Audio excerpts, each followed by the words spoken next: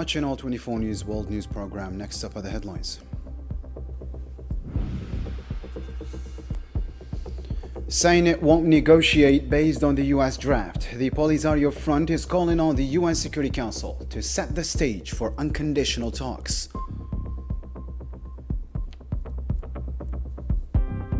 As the Gaza truce continues, Hamas commits to the deal and dialogue but flags issues with the next phase, while the United States rejects any alternative to the Trump plan.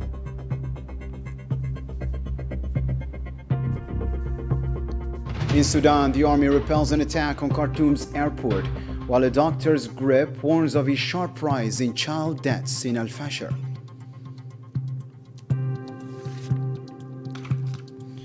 An EU summit faces pressure from Ukraine's pleas and Russia's threats. Zelensky urges allies for more long-range weapons as Stormer pushes to fast-track using frozen Russian assets.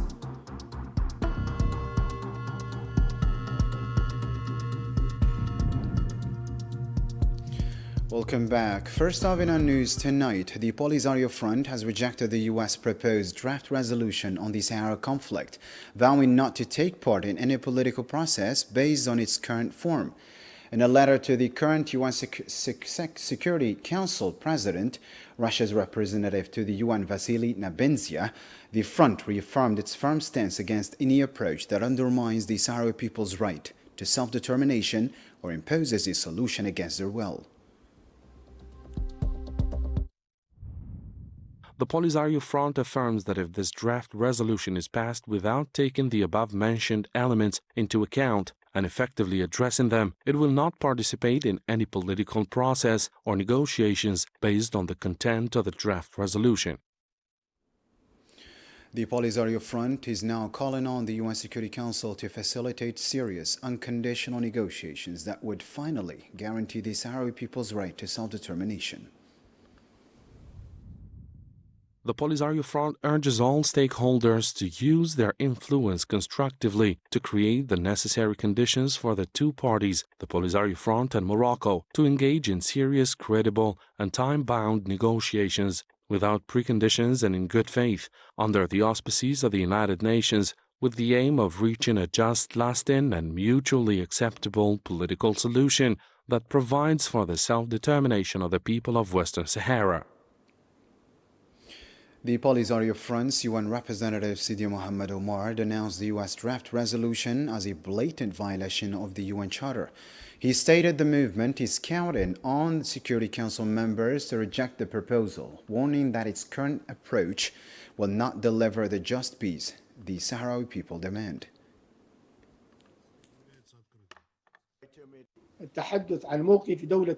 Speaking of the position of one country, the United States of America, which presented this draft resolution, the Security Council, as the principal organ of the United Nations, is required to act in accordance with the UN Charter. Therefore, we have strong confidence in the remaining Security Council members that they will continue to adhere to the UN Charter and thus confront this proposal, which constitutes a clear attack on the spirit and letter of the UN Charter. And in the Gaza file tonight, 2 Palestinians were martyred Friday morning after succumbing to wounds sustained in a previous Zionist bombardment on Gaza City.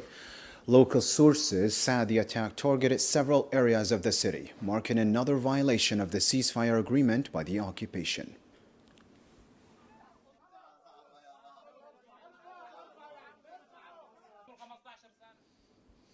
UN Special Reporter on the Right to Food, Michael Thakri, confirmed that half of Gaza's population is still suffering from famine.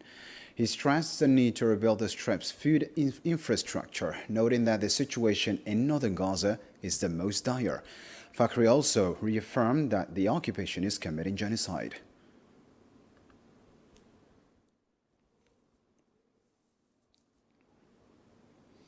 The Gaza Center for Human Rights warned Friday of the grave danger posed by tens of thousands of tons of unexploded ordnance left by the Zionist occupation forces during the ongoing Zionist war. The center estimated around 20,000 unexploded bombs, rockets, and missiles across the Strip, amid 65 to 70 million tons of rubble caused by the occupation's destruction over more than 2 years of aggression.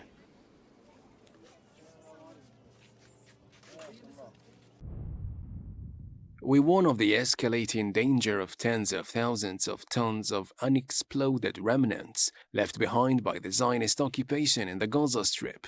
There are about 20,000 unexploded explosive objects, including bombs, missiles, and shells dropped by the occupation during the ongoing military aggression and genocide for more than 2 years. There are about 65 to 70 million tons of rubble resulting from the destruction by the occupation forces of thousands of homes, facilities, and vital infrastructures. Hamas has publicly renewed its commitment to the current truce agreement, with a spokesman stated the movement has received direct guarantees from the United States and other mediators that a final implementation of the deal will mean a complete end to the war. The spokesman confirmed that while the first phase is ready to proceed, the more complex second phase, which will determine the post-war governance of Gaza, requires further negotiation and a commitment to Palestinian national consensus.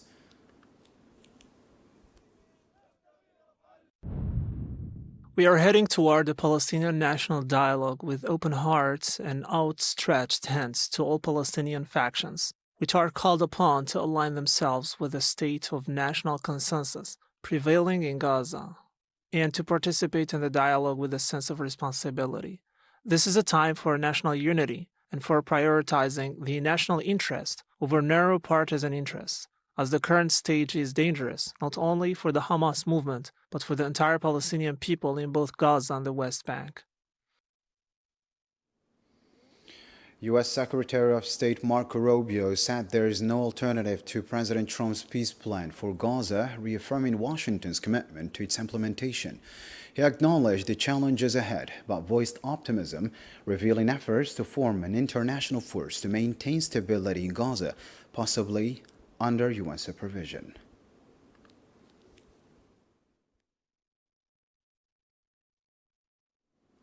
Still with Palestine-related news, a 15-year-old Palestinian, Mohammed Abu Hanin, was killed Friday after being shot in the head and chest by Zionist occupation forces during a raid in Nablus in the occupied West Bank. Local sources said he died in hospital from his wounds. Meanwhile, extremist settlers stormed Deir Dabwan east of Ramallah, assaulting residents and setting fire to vehicles and homes in the Tal area.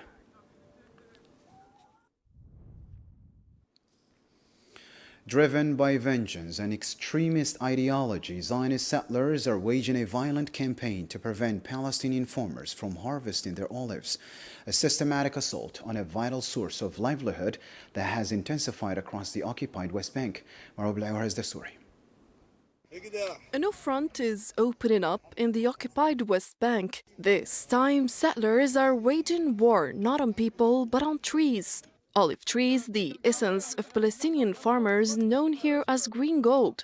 As the olive harvest begins, vast farmlands have become no-go zones, fenced off and guarded by occupation forces and settlers. Across these hills, Palestinian farmers find themselves cut off from their own land, unable to reach or harvest the trees their families have tended for generations.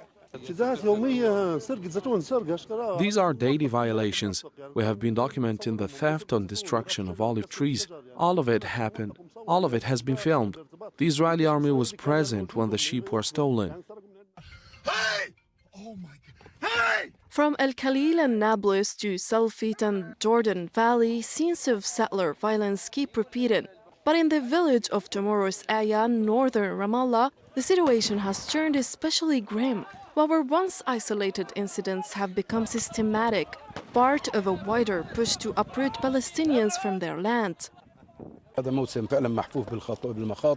This season is very risky. This season is also the season of oil dipped in blood across the West Bank as a result of the increased violations and terrorism by armed groups. And it is clear that there is a decision of this occupation and the government of the settlers and the armed militia after the beginning of the oil harvest season. Observers say the attacks are no longer just acts of revenge. Many settlers are now driven by hardline religious edicts, giving this campaign a political and ideological edge aimed at seizing more territory. What is happening today is the uprooting and seizing of every olive in Palestine by the settlers. It is a ritual and a form of training through which the settlers teach their children that this act symbolizes their religious beliefs, that the olive tree is a blessed tree created for the Jews, and that Jews must harvest its fruits, and if they cannot, they should burn or uproot it.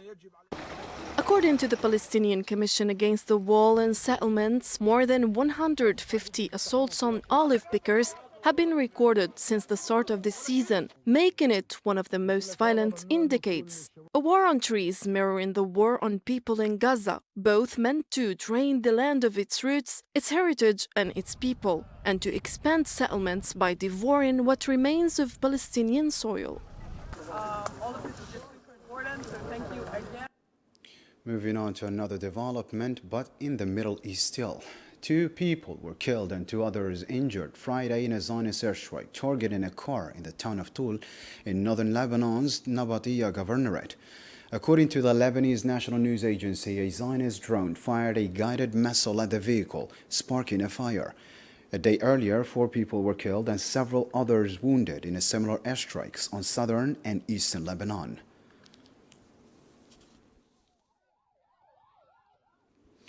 The Syrian government condemned the Zionist occupation's continued aggression, saying it threatens Syria's security and stability. Addressing the UN Security Council, Syria's permanent representative Ibrahim Albi said the occupation persists in violating the 1974 disengagement agreement. He reaffirmed Syria's rejection of the entity's justifications for its crimes and stressed the importance of maintaining the UN disengagement observer force work. The international community must support Syria and its people through a genuine partnership and put an end to the destabilizing Israeli aggressions. The government of my country continues international and regional cooperation, reflecting Syria's commitment not to be a source of threat to any country in the world. The Sudanese army says its ground defenses successfully intercepted drones in a 4th straight attack by the Rapid Support Forces on Khartoum's international airport, preventing any damage. The announcement comes as army spokesman also report decisive victories over the RSF on 5 fronts in the strategic city of Al-Fashir, claiming they have inflicted heavy losses in troops and equipment.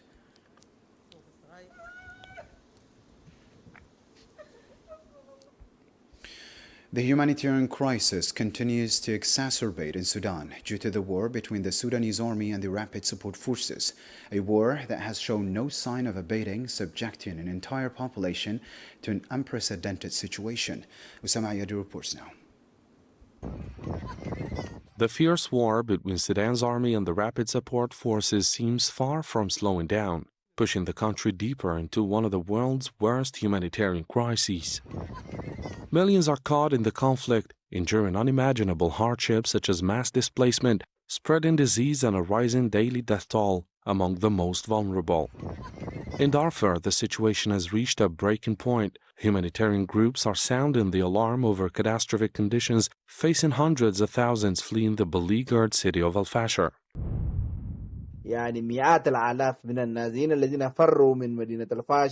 Hundreds of thousands of refugees from Al-Fashir, Zamzam camp, Abu Shuk camp, Al-Salam camp, and even neighboring areas of Al-Fashir and other Sudan camps are in need of basic necessities, as the situation is catastrophic. We call on the United Nations, its agencies, and humanitarian organizations to make every effort to provide the minimum level of services.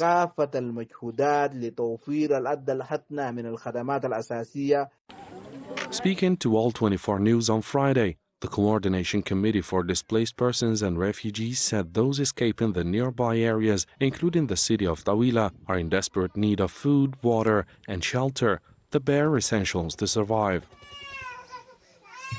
The catastrophe is deepening inside Al-Fashir itself. According to the Sudanese Doctors Network, child deaths are mounting fast amid severe shortages of food and medicine.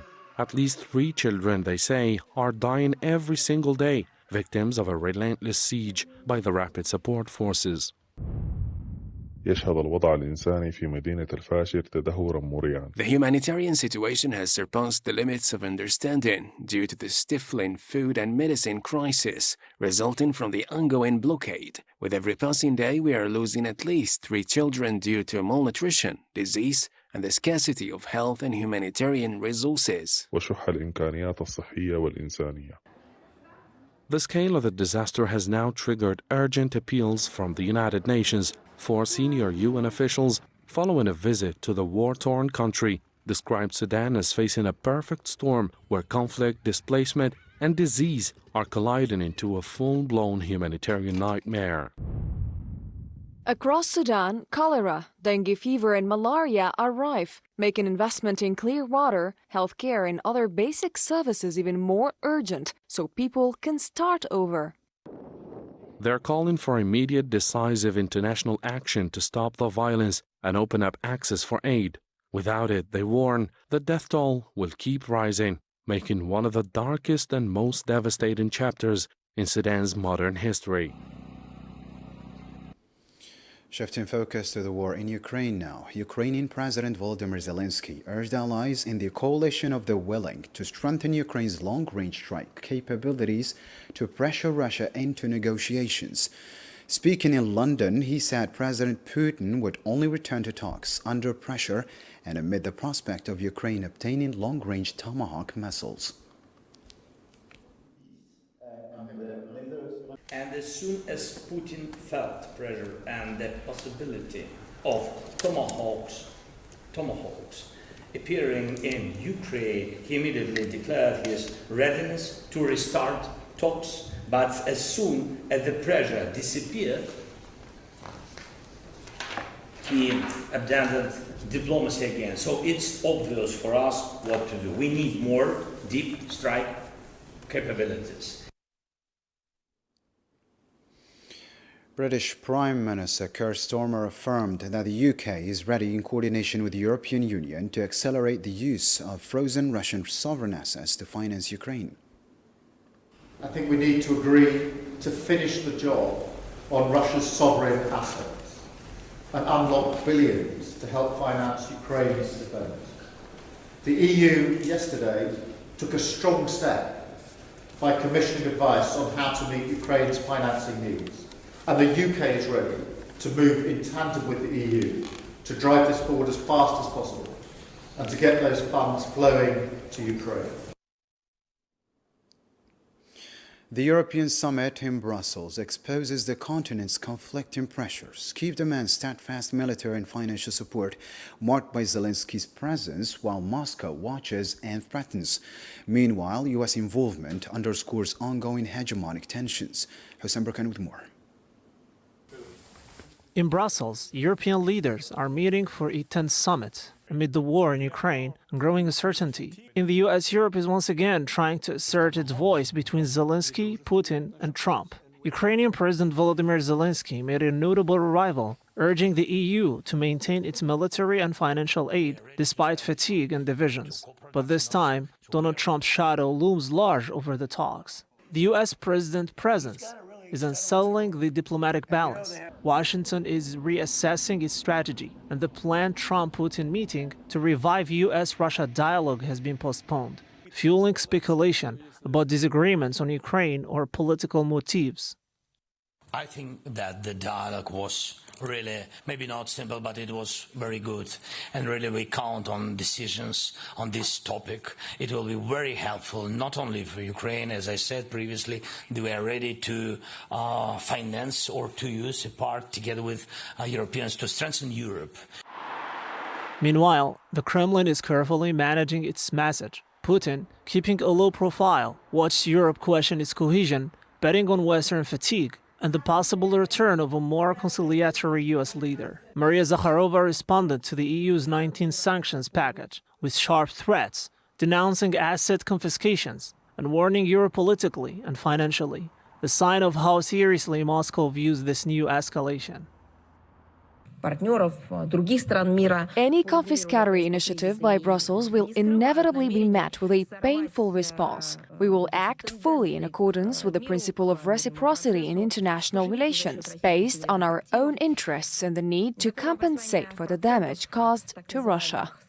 Caught between Kiev's impatience, the Kremlin's composure, and America's unpredictability, Brussels is striving to stay the course. More than ever, the summit underscores a simple truth. The future of the continent may depend less on Washington and more on Brussels.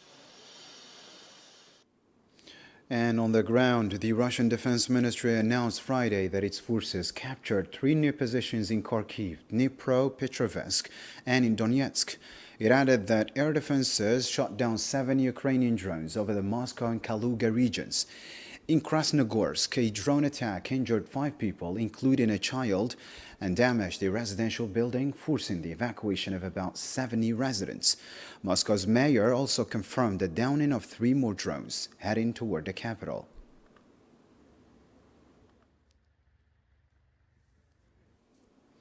Russian President Vladimir Putin said U.S. sanctions on Russia's energy sector are serious but will not significantly affect the country's economy. Speaking in Moscow, he called the measures an act of pressure, stressing that Russian oil cannot be replaced on global markets. Putin also urged continued dialogue despite President Trump's decision to postpone their planned meeting in Budapest.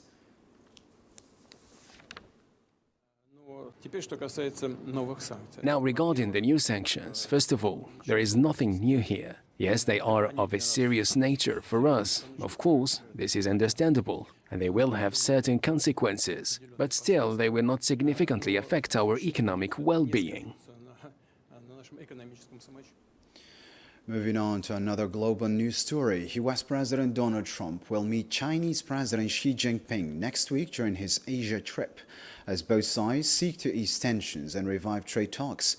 It will be their first in-person meeting since Trump's return to office, following 2 phone calls earlier this year. Nabil Khazina reports now. As the US President boards his plane bound for Asia, a journey heavy with expectations, each stop ahead carries the hope of easing trade tensions and mending fragile ties. But it is the final meeting with China's Xi Jinping in South Korea that may decide whether this trip becomes a gesture of diplomacy or another turn in a long, uneasy rivalry. President Trump's visit to Asia is going to be dramatic. He's likely going to have strong requests for allies and partners and adversaries within the region. But it's symbolic of, I think, of a new America that's less focused on free trade. It's focused on transactional diplomacy, and it's focused on rebalancing bilateral relations with allies as well as competitors. The atmosphere heading into the talks is tense, and the stakes couldn't be higher. Both sides arrive wary. Washington insists Beijing's curbs on rare earths amount to economic coercion. China counters that US export bans are designed to hold it back. The fragile trade truce nears its deadline, with looming tariffs adding tension to every move. The past weeks have steered waves of economic pressure, testing the fragile calm between them. Analysts say the meeting may not produce a sweeping deal, but it could offer a chance to reset relations and keep the dialogue alive, even as deeper tensions continue. Whether they talk about trade or not, that's a different story, but they would like this relation to stabilize. They would like the US and China to talk much more and find ways to return to the strategic security and economic dialogue that characterized relations before the first Trump administration stopped them. Behind closed doors, negotiators will try to find common ground amid deep mistrust. Yet, with new tariffs looming and political pressure mounting on both sides, few expect a breakthrough, only another uneasy pause in a rivalry shaping the future of the global economy. Turning to other news, 14 migrants drowned when their overcrowded boat sank off the coast of Bodrum in the Aegean Sea, Turkish authorities said Friday. 2 people were rescued, and search teams continue to look for possible survivors while investigating the cause of the tragedy. The migrants were reportedly attempting to reach Europe illegally.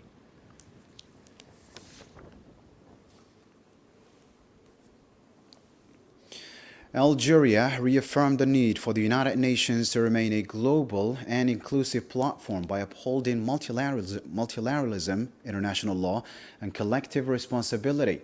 Speaking at a UN Security Council debate marking 80 years of the UN Charter, Ambassador Ammar Benjama stressed the urgency of restoring trust in the multilateral system through comprehensive Security Council reform. Interpretation of Algeria reiterates its firm conviction that the United Nations must remain a universal and inclusive platform. Strengthening multilateralism requires restoring trust among member states through respect for the charters, through adherence to international law, and through a renewed commitment to collective responsibility. Addressing current crisis of confidence in the multilateral system requires urgent and comprehensive reform of the Security Council.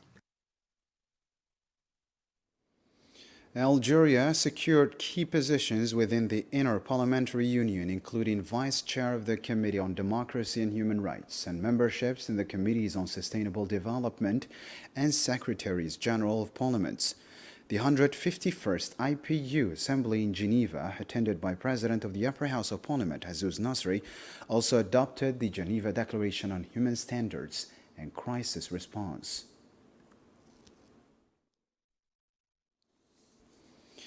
And in sports, 18-year-old Algerian Olympic champion Kylian Amour has won her first world title, capturing the gold medal in the uneven bars competition at the World Artistic Gymnastics Championships. More on this story with Mariam Zian. It's a new chapter for Algerian glory and a history-making moment for Africa driven by the queen of uneven bars. Kylian Amour, at just 18 years old, dazzles the world from the heart of Jakarta Arena in Indonesia, claiming the gold medal of the uneven bars at the World Artistic Gymnastics Championships. In a hall charged with emotion, Kylia brilliantly performed her final move with the confidence of a true champion. A brief silence was followed by a storm of applause, marking the birth of a new global triumph for Algeria.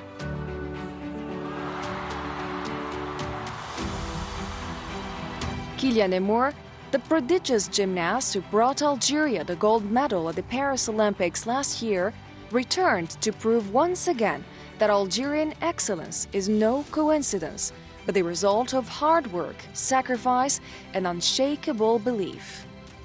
In a scene that will be remembered, her mother raised the national flag high amid cheers and tears of pride. A deeply human moment, capturing the essence of belonging and success. A mother lifting the flag and a daughter lifting Algeria's name to new heights. With champions who make a difference in every field, Algeria continues to shine on the world stage, reaffirming that the Algerian spirit is the secret of its glory and victory. And that wraps up our news program for tonight. Thank you for watching and good night.